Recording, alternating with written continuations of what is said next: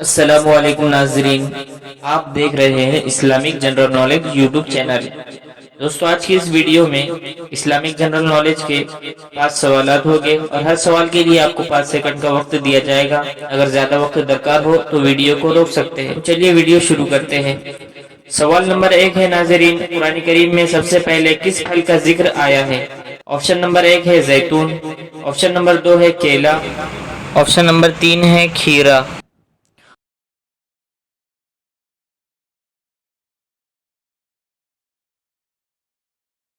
اور اس کا صحیح جواب ہے کھیرا۔ سوال نمبر 2، سب سے پہلے قرآن میں کس حیوان کا ذکر آیا ہے؟ آپشن نمبر 1 ہے مکڑی، آپشن نمبر 2 ہے چوٹی، آپشن نمبر 3 ہے مچھر،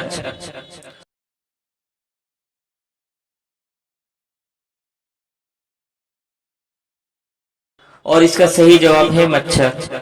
سوال نمبر 3، کتنی صورتوں کا آغاز لفظ کل سے ہوا ہے؟ آپشن نمبر 1 ہے 4، آپشن نمبر 2 ہے 5، اور آپشن نمبر 3 ہے 6۔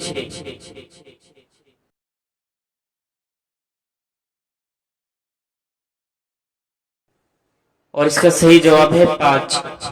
سوال نمبر 4، قرآن کریم کی سورتوں کی تعداد کتنی ہے؟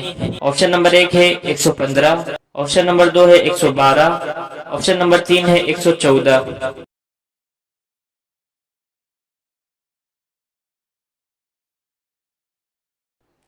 اور اس کا صحیح جواب ہے 114۔ سوال نمبر 5 ہے ناظرین، قرآن کریم میں کتنی منزلیں ہیں؟ آپشن نمبر 1 ہے 3، آپشن نمبر 2 ہے 8، آپشن نمبر 3 ہے 7،